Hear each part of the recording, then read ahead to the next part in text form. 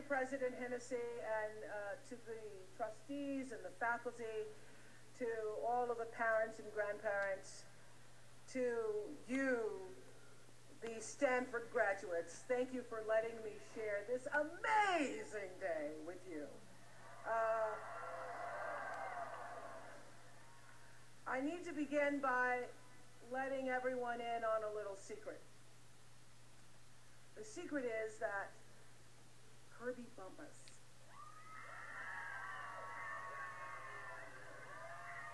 Stanford class of 08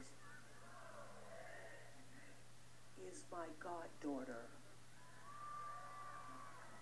So I was thrilled when President Hennessy asked me to be your commencement speaker, because this is the first time I've been allowed on campus since Kirby's been here.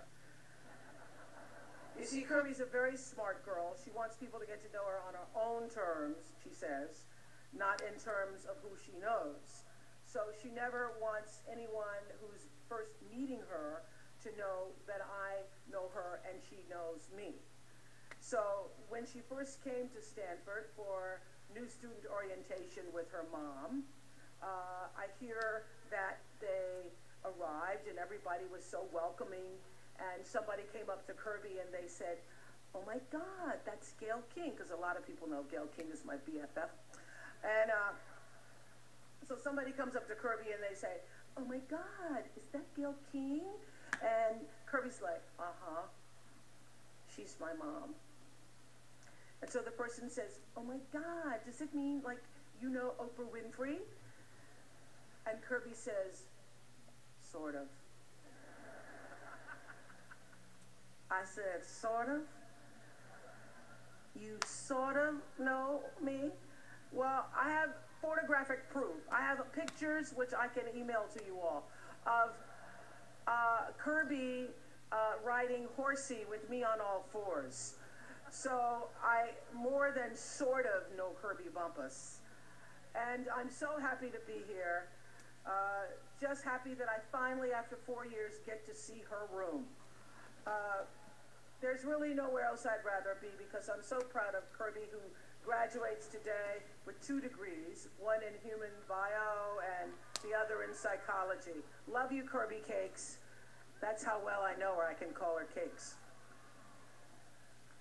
And so proud of her mother and father, who helped her get through this time, and her brother Will.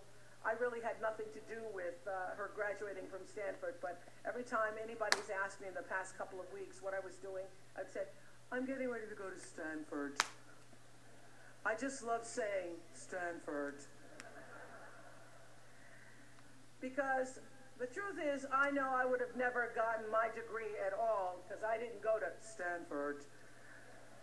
I went to Tennessee State University, but I never would have gotten my diploma at all, because I was supposed to graduate back in 1975. But I was short 1 credit. I was short 1 credit. And I figured I'm going to just forget it, because, you know, I'm not going to march with my class. Because by that point, I was already on television. I'd been in television since I was 19 and a sophomore. Granted, I was the only television anchor person that had an 11 o'clock curfew doing the 10 o'clock news. Seriously, my dad was like, "Well, that news is over 10:30, be home by 11. But that didn't matter to me, because I was earning a living. I was on my way. So I thought, I'm going to let this college thing go, and I only had 1 credit. But my father, from that time on, and for years after, was always on my case, because I did not graduate. He'd say, "Oprah Gayle, that's my middle name, I don't know what you're going to do without that degree." And I'd say, "But Dad, I have my own television show." And he'd say, "Well, I still don't know what you're going to do without that degree." And I'd say, "But Dad, now I'm a talk show host." He'd say, "I don't know how you're going to get another job without that degree." So in 1987, Tennessee State University invited me back to speak at their commencement.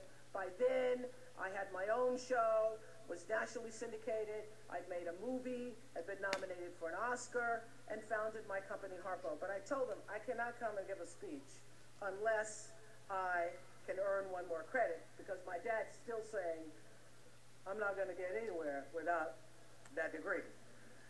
So I finished my coursework, I turned in my final paper, and I got the degree. And my dad was very proud, and I know that if anything happens, that one credit will be my salvation.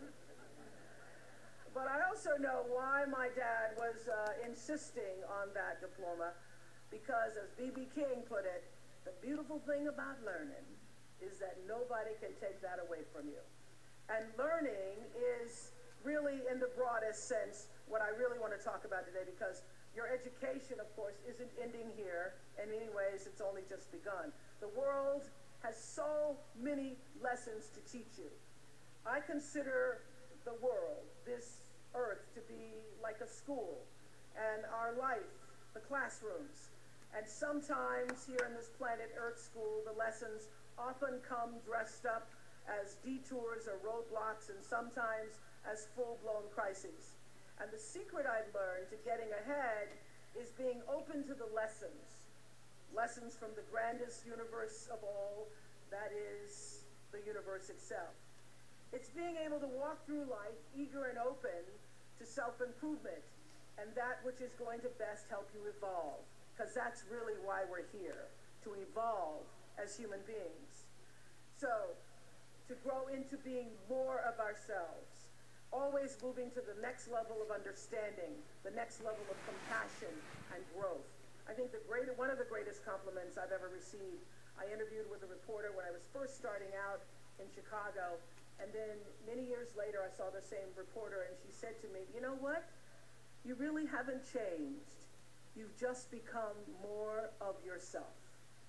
And that is really what we're all trying to do, become more of ourselves. And I believe that there is a lesson in almost everything that you do in every experience, and getting the lesson is how you move forward. It's how you enrich your spirit. And trust me, I know that inner wisdom is more precious than wealth.